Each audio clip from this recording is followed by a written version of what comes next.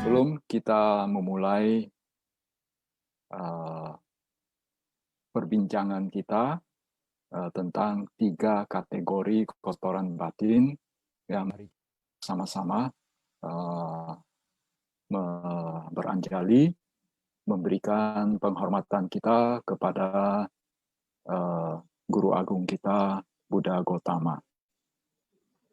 Namo tassa bhagavato arahato samma sambuddhassa. Namo tassa bhagavato arahato samma sambuddhassa. Namo tassa bhagavato arahato samma sambuddhassa. Ya, baik. Sebelum mulai, mungkin minta co-host untuk menjadikan saya sebagai co-host juga. Ya. Sudah, Bante. Ya.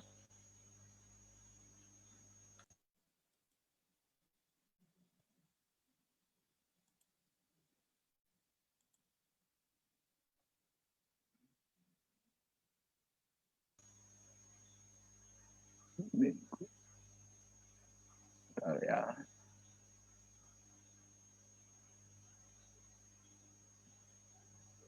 Ya, baik.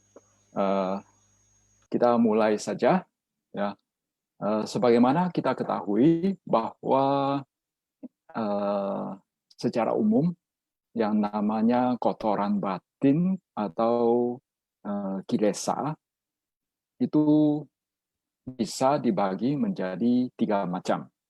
Ya, yang mungkin kita sering dengar, ya, yaitu kalau istilah bahasa Palinya itu adalah loba, dosa, dan moha.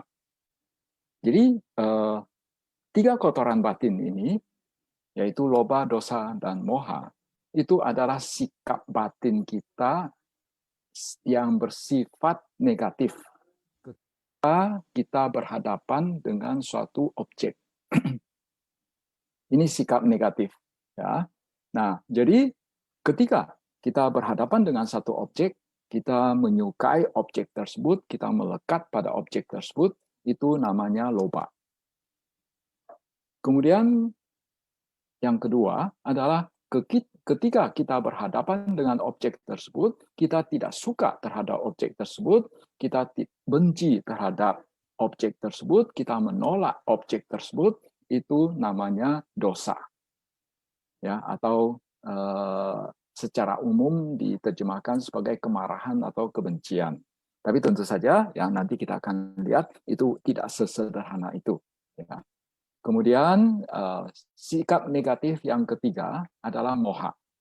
Moha itu sering diterjemahkan sebagai kebodohan atau kedunguan atau kegelapan batin. Yang memang agak sulit untuk menerjemahkan istilah ini secara tepat. Ya. Nah, apa itu moha? Yaitu ketika batin kita ketika kita berhadapan dengan satu objek dan kita tidak tahu menahu tentang objek tersebut. Kita tidak tahu hakikat dari objek tersebut. Kita tidak tahu sifat dasar dari objek tersebut. Nah, itulah yang disebut sebagai moha. Ya, jadi saya ulangi, ada 3 sikap negatif yang bisa muncul ketika kita berhadapan dengan satu objek. 1, kita menyukai objek tersebut, itu loba. Kita tidak suka sama objek tersebut, kita menolak objek tersebut, itu namanya dosa. Lalu kita tidak tahu menahu tentang objek tersebut, kita tidak tahu apa hakikat dari objek tersebut, kita tidak tahu sifat dasar dari objek tersebut, nah, itu namanya moha. Ya, itu adalah yang disebut sebagai 3 jenis kotoran batin atau loba, dosa, moha. 3 jenis kilesa. Kilesa itu secara rafiah itu berasal dari kata kileti, ya, kileti. Kileti itu artinya mengotori. Ya, jadi kilesa berarti yang mengotori batin, ya, yang mengotori batin. Dulunya kilesa ini sering diterjemahkan sebagai kekotoran batin. Kalau saya cenderung pakai istilah kotoran batin saja. Karena kalau pakai awalan ke dan akhiran an, kadang-kadang itu menunjukkan kondisi atau keadaan.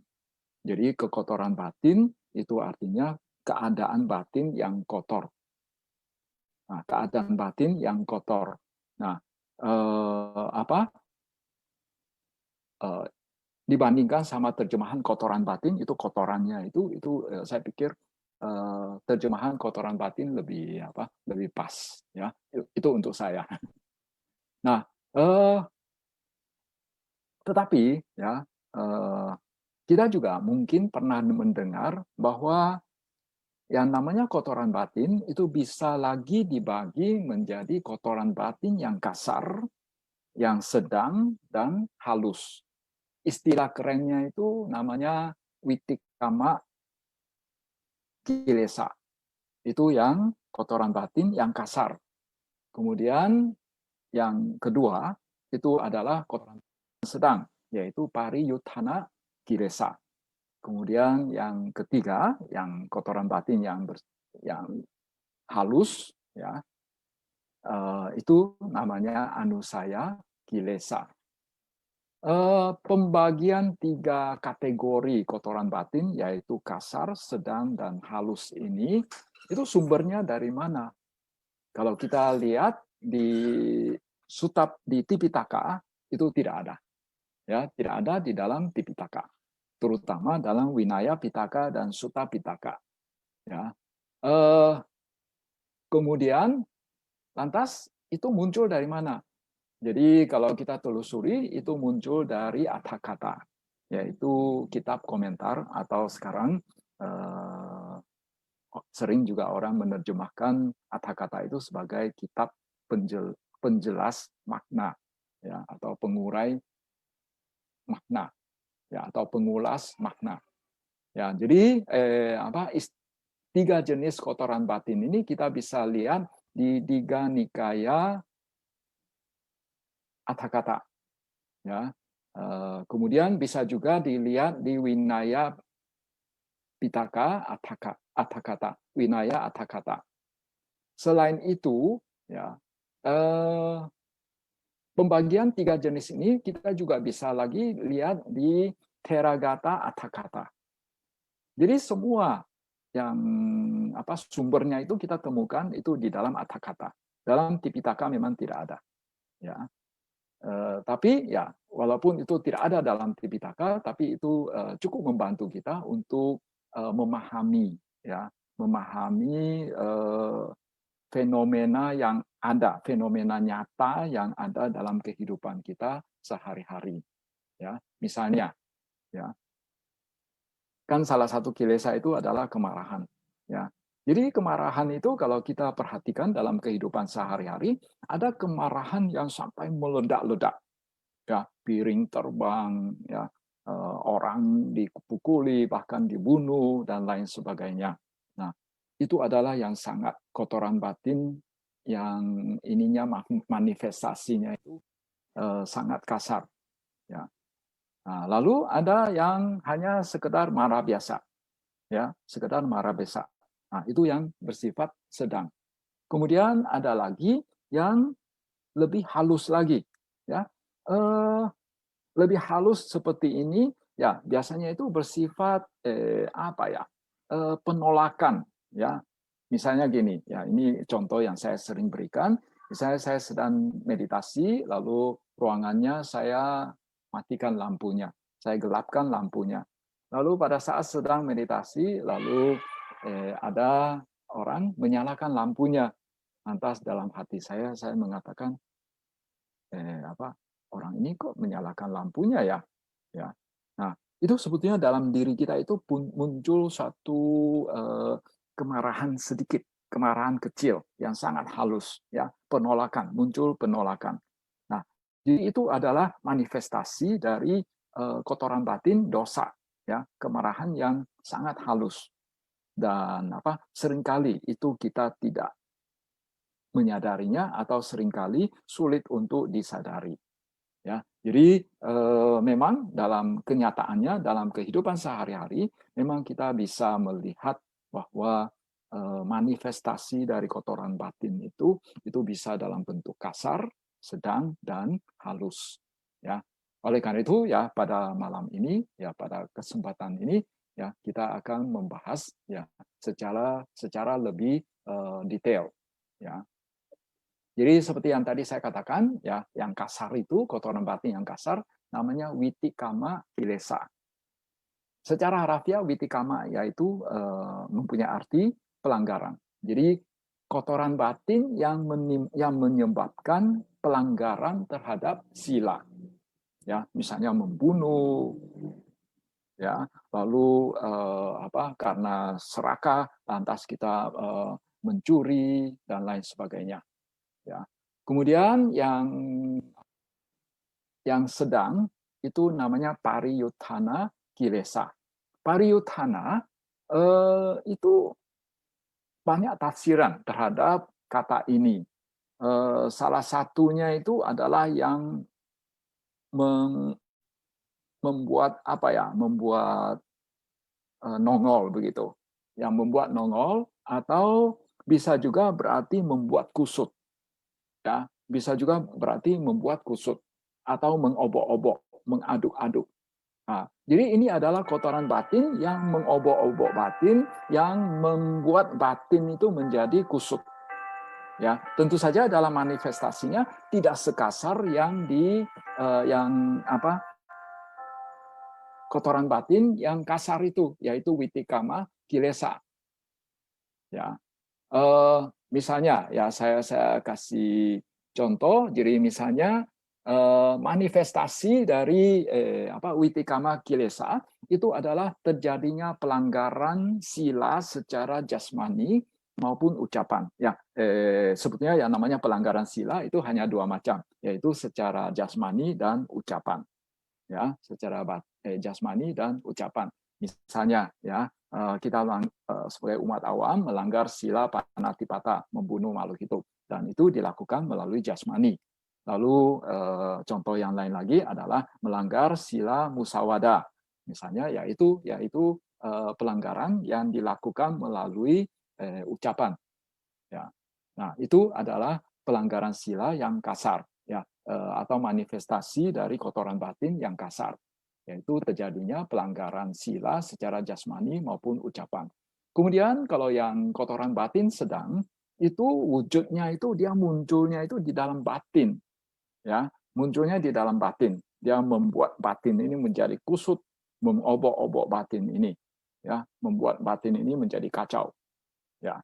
Nah, kemudian yang kotoran batin jenis yang ketiga yang bersifat lebih itu namanya anusaya kilesa. Anusaya itu artinya bersifat laten, bersifat sembunyi.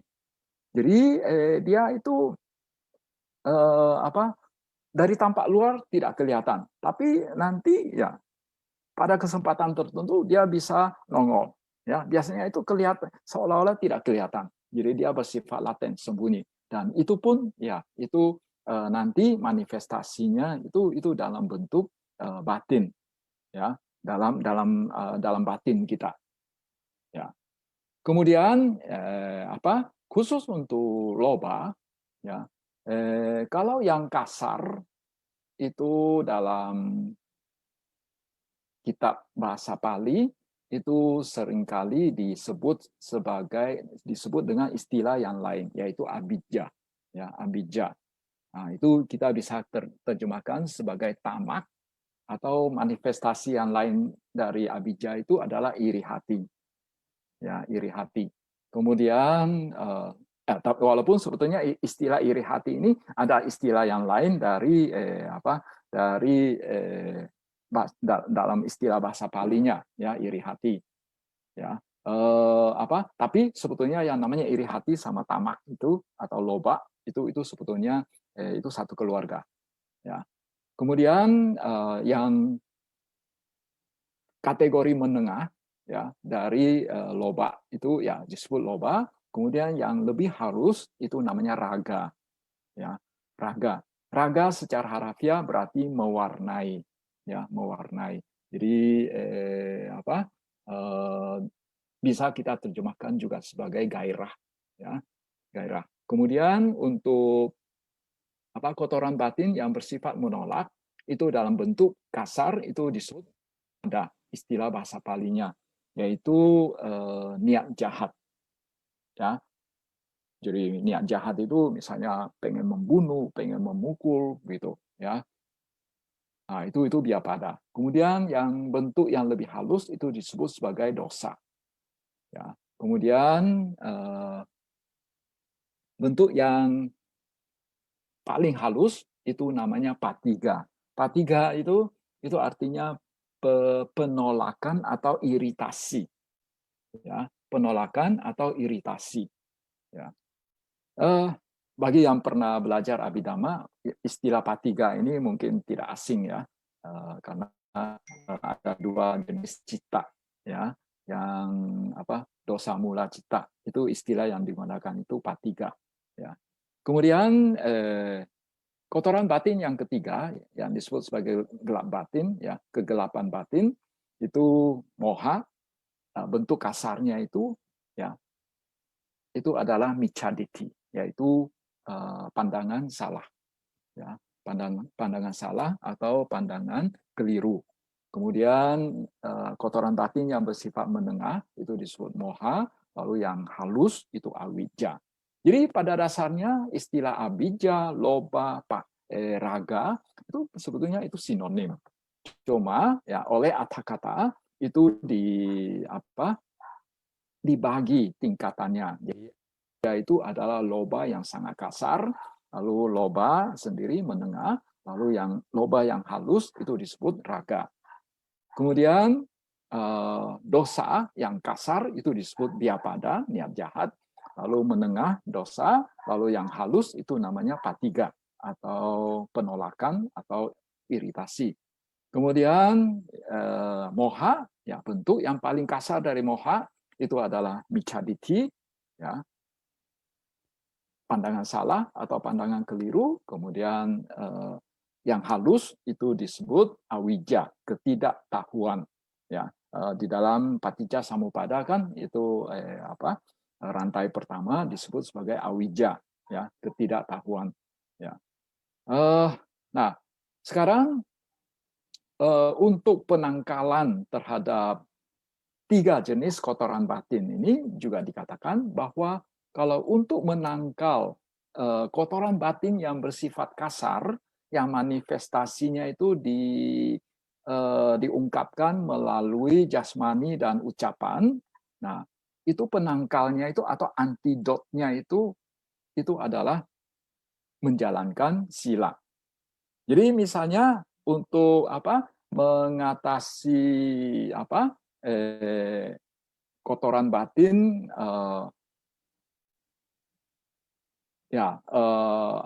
loba misalnya, ya itu kita yang sangat kasar, ya, misalnya iri hati atau tama atau niat jahat begitu, ya, kita menjalankan sila, ya, untuk mengendalikan diri, jangan sampai itu gara-gara kotoran batin kita melakukan suatu perbuatan yang tidak baik itu melalui jasmani atau ucapan. Jadi dengan sila kita mengendalikan diri. Kemudian untuk yang yang kotoran batin yang bersifat menengah itu kita atasi dengan samadhi, ya, kita atasi dengan samadhi. Dan karena itu kan bersifat batin. Jadi oleh karena itu ya kita beresin secara batin juga, yaitu dengan berlatih meditasi, ya, membuat batin ini menjadi tidak lari ke sana kemari, jadi tetap stabil, ya, stabil, ya. Memang ya istilah samadhi ini ya memang dulunya sering diterjemahkan sebagai konsentrasi. Pengertian konsentrasi itu adalah ada satu objek begitu, lalu batin ke batin menyatu sama objek tersebut. Nah, seringkali kalau dikatakan batin menyatu sama objek tersebut, dia tidak tahu apa-apa. Tapi sebetulnya kalau kita baca di sutta, yang namanya samadhi itu ya batin sebetulnya itu juga mengetahui apa yang terjadi pada saat batin berada dalam samadhi, ya. Jadi oleh karena itu sekarang ada juga yang mengatakan, yang menerjemahkan samadhi itu bukan konsentrasi, tapi itu yang bahasa Inggrisnya itu equipoise, yaitu samadhi itu adalah batin yang tidak lari ke sana kemari. Tidak lari ke sana kemari bisa berarti bahwa memang bisa melalui cara bahwa dia batin itu mengikatkan diri ke satu objek di luar, ya, di luar dirinya, di luar batin itu sendiri. Tapi sebetulnya bisa juga batin itu ini mengikatkan dirinya ke dirinya sendiri. Jadi dia hanya memperhatikan dirinya sendiri. Nah, kalau dengan kondisi batin yang menyatu dengan dirinya sendiri itu, kalau batinnya itu terjadi sesuatu, itu dia bisa tahu. Sedangkan ya secara teoritis itu kalau batin mengikatkan ke satu objek itu biasanya dia tidak tahu apa-apa. Nah, jadi ini makanya ada sejumlah penerjemah itu cenderung sekarang tidak menerjemahkan samadhi ini sebagai konsentrasi. Itu samadhi itu adalah batin yang tidak lari ke sana kemari. Jadi batin ini diam, stabil, ya. Kemudian untuk kotoran batin yang paling halus, ya namanya anusaya kidesa, itu untuk mengatasinya, ya untuk menangkalnya itu harus dengan panya, dengan kebijaksanaan. Panya itu secara harafiah berarti insight, ya mengetahui sampai ke dalam-dalamnya, mengetahui hakikatnya.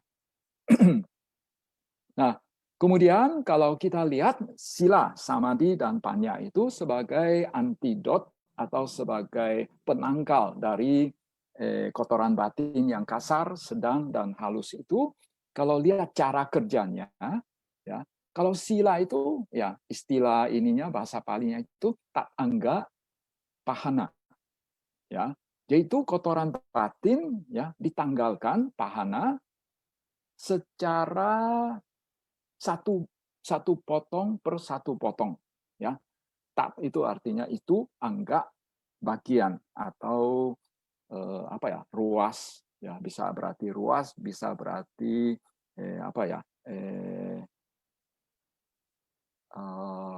bagian lah, ya bagian, ya. Jadi maksudnya bagaimana? Misalnya ketika muncul kotoran batin yang kasar, ya membuat kita mau membunuh. Lalu kita menggunakan sila untuk mengatasinya. Nah, jadi kita teringat, oh, panatipata, weramani, sikapada, sama diami, membunuh. Nah, jadi pada saat itu, ya kotoran batin yang teratasi hanya bagian kotoran batin yang ingin membunuh saja, ya, yang kebencian saja. Sedangkan kotoran batin yang lain itu masih bisa ada, ya masih ada. Jadi sila itu dia hanya mengatasi kotoran batin secara ini saja, secara satu bagian per satu bagian, hanya secara parsial saja. Ya, jadi makanya disebut sebagai tak angga, sifatnya itu tak angga pahana, menanggalkan secara parsial. Ya. Sedangkan kalau samadhi itu mengatasi kotoran batin secara wikambana pahana, yaitu menanggalkan dengan cara menekan, suppress, ya, menekan kotoran batin yang ada. Dan memang kita ketahui bahwa pada saat seseorang mencapai samadhi, ya untuk sementara kotoran batinnya itu ini tidak muncul, ya pada saat muncul samadhi kotoran batinnya tidak muncul, tapi kotoran batinnya itu tidak muncul itu bukan karena kotoran batinnya sudah tidak ada lagi, tapi karena kotoran batinnya itu tertekan, ya oleh batin yang sangat kuat pada saat itu, ya yang diliputi oleh kusala cita, ya oleh oleh batin yang sangat stabil pada saat itu, sehingga walaupun ada kotoran batin tapi tidak terpengaruh. Jadi ibaratnya itu dia menekan kotoran batin itu tidak muncul. Tapi itu hanya sementara saja. Ya, jadi itu mengatasi ya cara mengatasi kotoran batin itu melalui samadhi. Kemudian cara mengatasi kotoran batin melalui panya, nah itu membuat kotoran batin itu tercerabut sampai ke akar-akarnya. Nah, jadi menanggalkan kotoran batin dengan cara memotong sampai ke akar-akarnya, sehingga disebut sebagai samuceda pahana. Ya, jadi menanggalkan dengan cara samuceda. Ya, itu berasal dari kata chit. Chit itu memotong. Ya, ya. Jadi mengatasi kotoran batin yang sangat halus itu sampai ke akar-akarnya. Berarti bahwa setelah dipotong sampai ke akar-akarnya, sama seperti akar pohon yang akarnya itu kita potong, ya. Nah, maka nanti pohonnya itu tidak akan tumbuh lagi. Nah, begitu juga kotoran batin. Kalau kita sudah mengatasi kotoran batin dengan panya secara sempurna, maka nanti kotoran batin yang halus pun itu ya akan tidak ada lagi, ya, karena sudah digali sampai ke akar-akarnya. Jadi kalau kita menggunakan perumpamaan, maka mengatasi kotoran batin yang kasar dengan sila, itu ibaratnya itu ada pohon, kita hanya potong pucuknya. Nah, masih ada batang yang lainnya, ya, masih ada akarnya, maka nanti ya daunnya maupun ranting-rantingnya masih bisa tumbuh lagi, ya, karena hanya dipotong pucuknya. Ya. Sedangkan kalau dengan samadhi untuk mengatasi kotoran batin yang sedang, itu ibaratnya itu kita memotong pohonnya itu sampai batangnya. Jadi batangnya itu dibuang, tapi masih ada, ya, masih ada akar, sehingga dia masih mempunyai potensi untuk tumbuh lagi. Nah, sedangkan kalau mengatasi kotoran batin yang halus, ya, kotoran batin dengan cara panya, ya, jadi yang halus saja bisa diatasi, apalagi yang kasar atau sedang, ya, kira-kira begitu.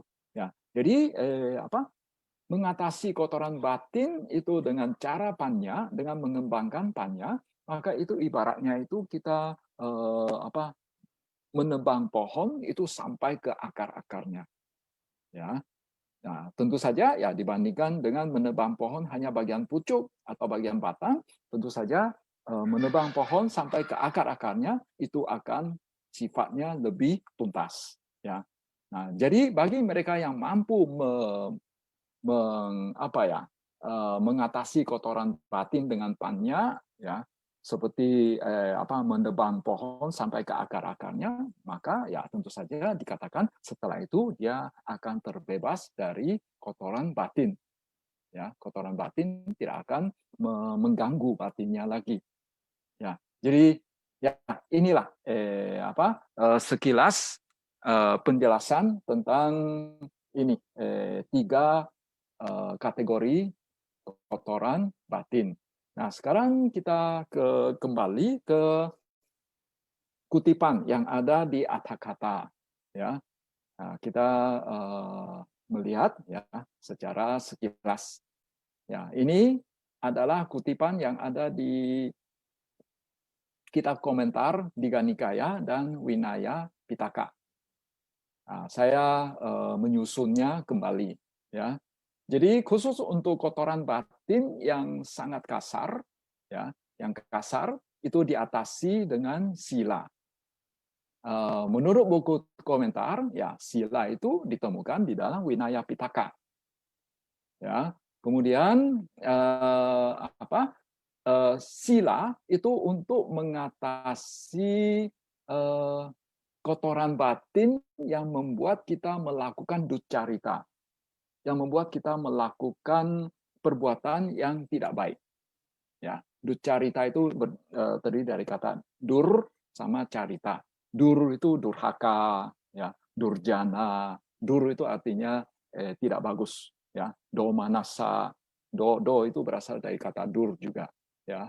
Jadi duccarita artinya perbuatan yang tidak baik. Jadi sila untuk mengatasi perbuatan yang tidak baik, tingkah laku, perilaku yang tidak baik.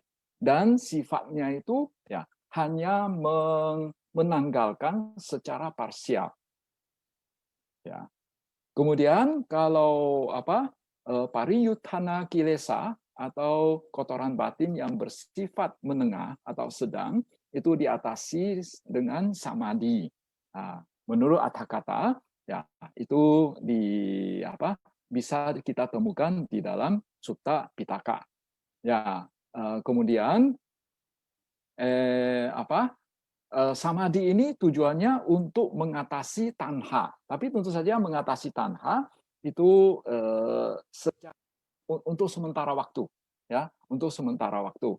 Karena ya kita lihat ya penanggalannya itu bersifat wikambana, yaitu menekan, bersifat menekan.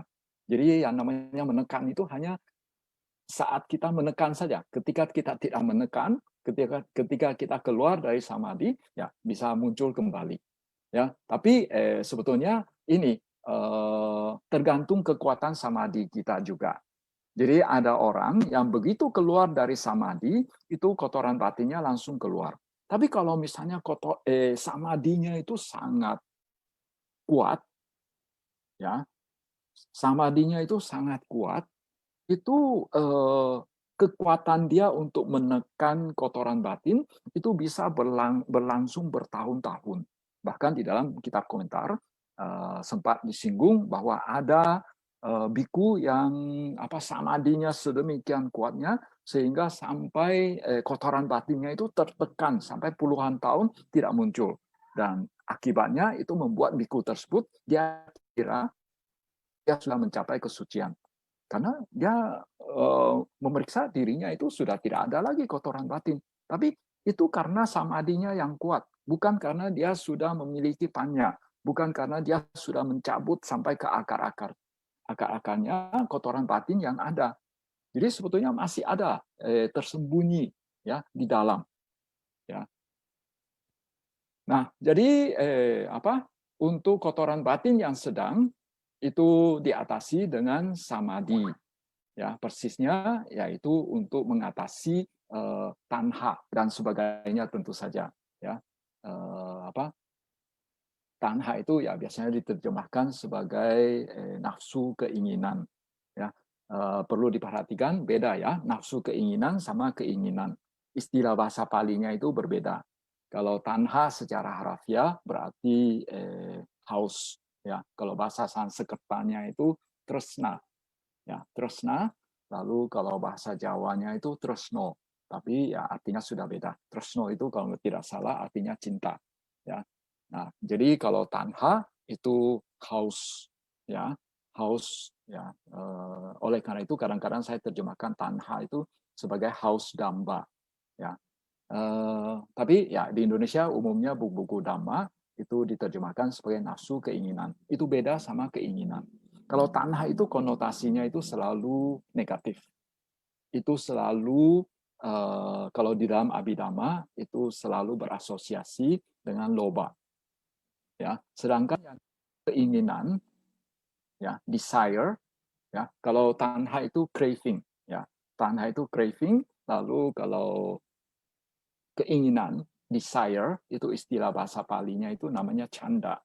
Canda itu sifatnya netral. Bagi yang pernah belajar Abhidhamma, tahu tentang hal itu, bahwa yang namanya canda itu sifatnya netral.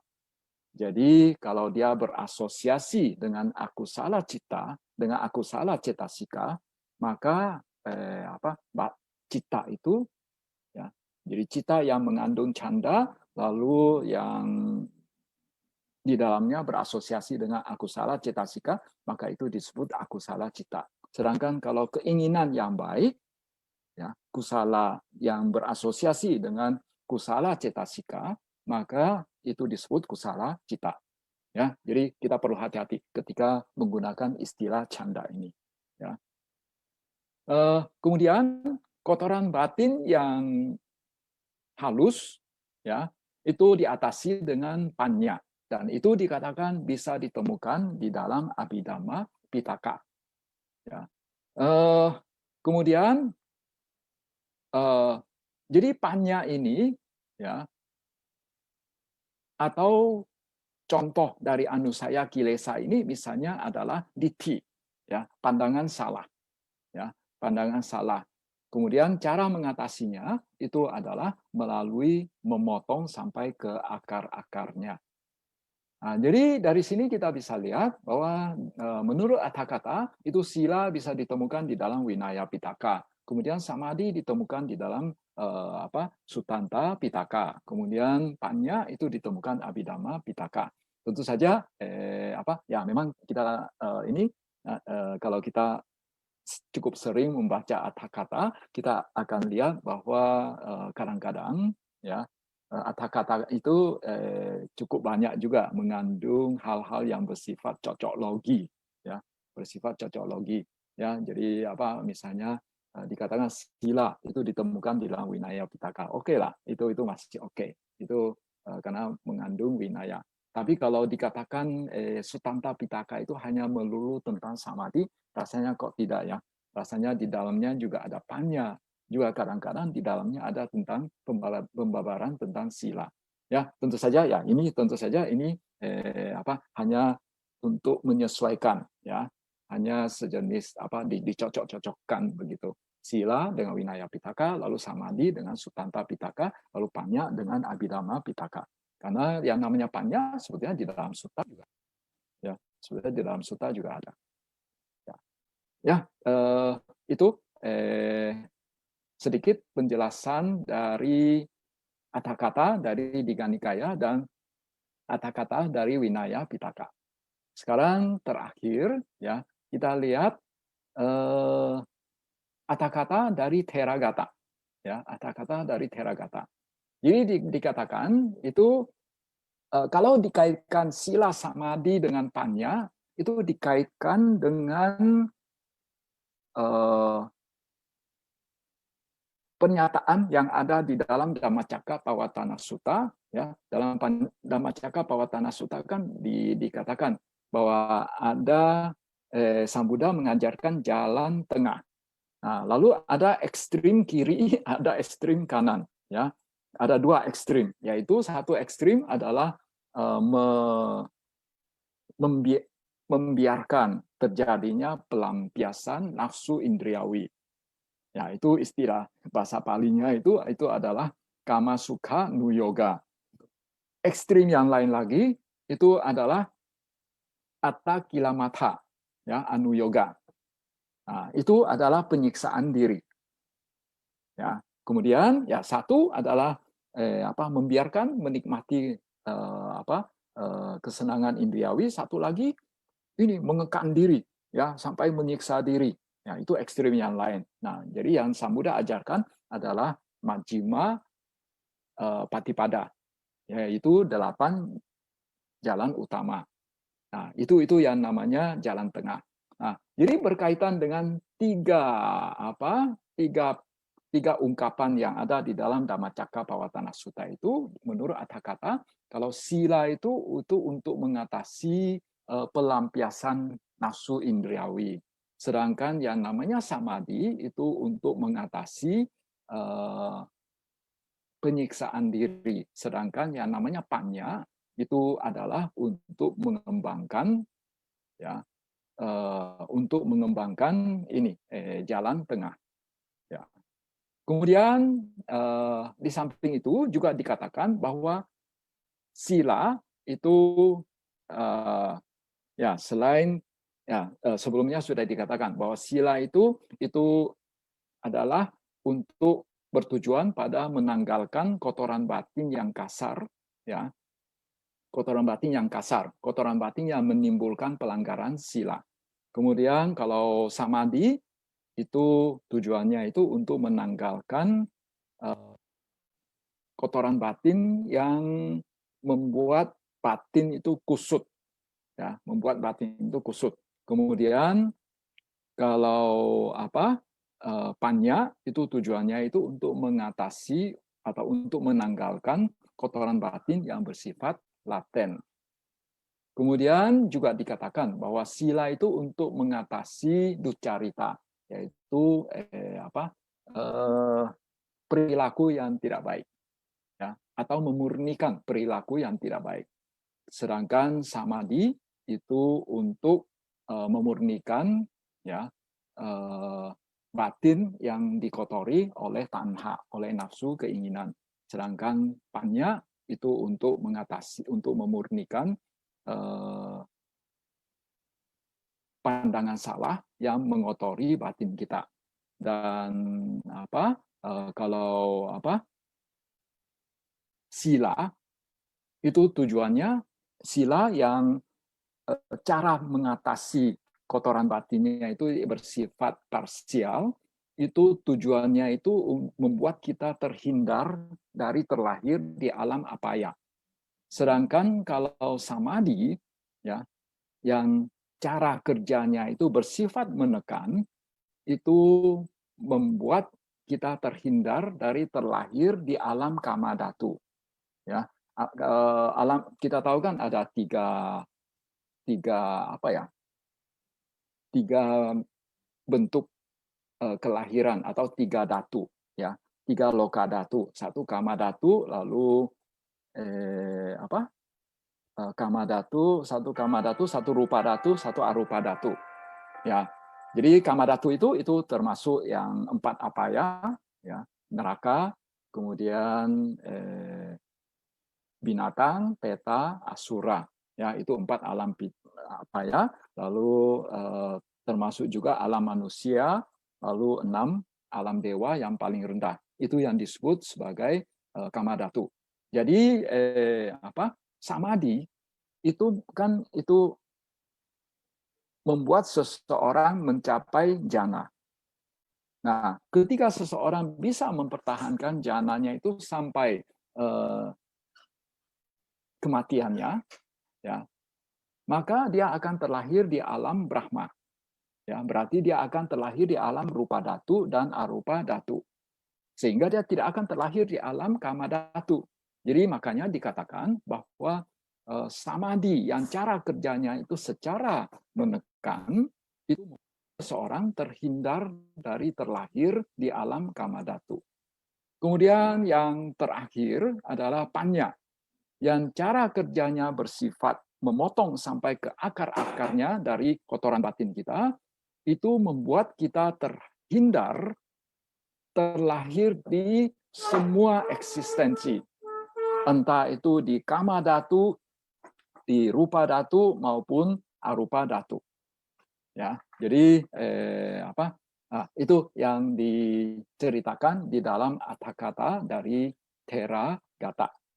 Ya, jadi ya, secara ini, jadi kita sebagai penutup, ya, kita menyimpulkan bahwa pada dasarnya kotoran batin itu, ya, bisa dibagi menjadi 3 jenis, yaitu loba, dosa, dan moha. Loba itu artinya kita ketika berhadapan dengan suatu objek, muncul sikap batin yang bersifat negatif, yaitu menyukai objek tersebut. Lalu kemungkinan yang kedua dari sikap batin yang bersifat negatif itu adalah kita menolak objek tersebut. Yang ketiga adalah kita tidak tahu menahu tentang objek tersebut, yang biasanya kita sebut sebagai moha. Dan ketiga jenis kotoran batin ini pun kita bisa membaginya lagi menjadi 3 kategori, yaitu yang kasar, sedang, dan halus. Dan cara mengatasinya itu bisa melalui kalau yang kasar itu dengan sila, ya. Lalu yang sedang itu samadhi, ya. Kemudian yang halus itu dengan panya. Tentu saja kalau kita mampu mengatasi kotoran batin secara samadhi, berarti nanti yang kasar pun sila, yang kasar, ya, yaitu duccalita, itu juga tentu saja otomatis akan teratasi juga. Ya, ya. Jadi dengan mengatasi secara samadhi, ya, berarti yang sedang maupun yang kasar itu juga sekaligus akan teratasi. Sedangkan kalau kita sudah mampu sampai ke panya, ya, mengatasi secara panya, maka yang kotoran batin yang kasar, sedang maupun yang halus itu pun akan mampu diatasi, ya. Jadi makanya muncul satu istilah, kan kita dengar ada namanya silabata paramasa, ya. Yaitu biasanya di Indonesia silabata paramasa itu diterjemahkan sebagai kemelekatan terhadap upacara dan ritual. Tapi bisa juga ya kita bisa mengatakan bahwa ada adanya suatu kemelekatan terhadap sila karena memiliki pandangan bahwa sila itu mampu mengatasi segala-galanya. Jadi sila itu adalah segala-galanya. Ya, itu adalah cara berpikir yang salah. Karena bahwa bukan hanya sila saja yang penting, tapi samadhi dengan panya juga sangat penting. Dan pelaksanaannya itu bukan melaksanakan sila dulu baru samadhi baru panya, tapi sekaligus tiga-tiganya kita kembangkan secara bersamaan, yaitu sila, samadhi, dan panya. Dengan majunya samadhi, maka sila otomatis akan terangkat juga.